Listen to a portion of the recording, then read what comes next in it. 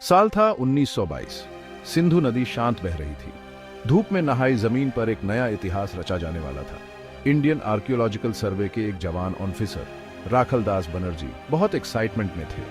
उनके हाथों में एक ऐसी खोज की बागडोर थी जो पूरी दुनिया को हिलाकर रख देती। मोहनजोदड़ो, जिसका मतलब होता है मृतकों का टीला, एक बहुत पुराने शहर का खंडर था जो कई सालों से रेत में दबा हुआ था। यह सिंधु घाटी सभ्यता का एक बहुत बड़ा केंद्र था जो लगभग 2500 ईसा पूर्व में अपनी चरम पर थी। ये खोज इंडिया के इतिहास को समझने के लिए बहुत इंपॉर्टेंट साबित हुई। ये एक ऐसी सिविलाइजेशन की झलक थी जो हड़प्पा सभ्यता के नाम से जानी जाती है। यह सभ्यता अपने समय से बहुत ज्यादा एडवांस्ड थी। मोहनजोदड़ो की खोज ने हिस्ट्री के पन्नों में एक नया अध्याय जोड़ा। इसने दुनिया को दिखाया कि इंडिया का अतीत कितना समृद्ध और महान रहा है।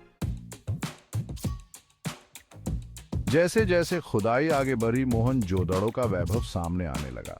यह एक सोच समझकर बनाया गया शहर था जहां चौड़ी सड़कें और नालियां थीं। घर ईंटों से बने थे और उनमें बाथरूम और शौचालय जैसी सुविधाएं थीं। यह उस समय की बात है जब दुनिया के ज्यादातर हिस्सों में साफ सफाई नहीं होती थी। शहर दो हिस्सों में बंटा हुआ था, ऊपरी शहर और निचला शहर। ऊपरी शहर में बड़े बड़े भवन थे जहां शायद राजा महाराजा और अमीर व्यापारी रहते थे।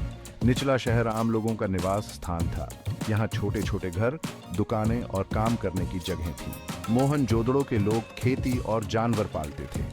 वे कपास और गेहूं उगाते थे और भेड़, बकरियां और भैंस पालते थे। वे व्यापार में भी बहुत कुशल थे और मेसोपोटामिया और मिस्र जैसी दूर दूर की सभ्यताओं से व्यापार करते थे।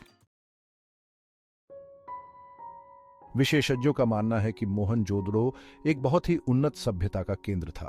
यहाँ शहर बनाने का तरीका, पानी निकालने का व्यवस्था और सफाई के प्रति जागरूकता उस समय की दूसरी सभ्यताओं से बहुत आगे थी। मोहनजोदड़ो के लोग कला और क्राफ्ट में भी बहुत निपुण थे। उन्होंने टेराकोटा, पत्थर और धातु की बहुत सुंदर मूर्तियां बनाई। मोहनजोदड़ो से मिली मोहरों पर लिखी लिपि अभी तक पूरी तरह से पढ़ी नहीं जा सकी है। अगर इसे पढ़ा जा सके तो इस सभ्यता के बारे में और भी इंटरेस्टिंग बातें पता चल सकती हैं। कुछ विशेषज्ञों का मानना है कि मोहनजोदड़ो का अंत प्राकृतिक आपदाओं की वजह से हुआ, जबकि कुछ का मानना है कि यह जलवायु परिवर्तन या एनिमिज्म के हमले की वजह से हुआ होगा। हालांकि इसके अंत का सही कारण अभी भी एक रहस्य बना हुआ है।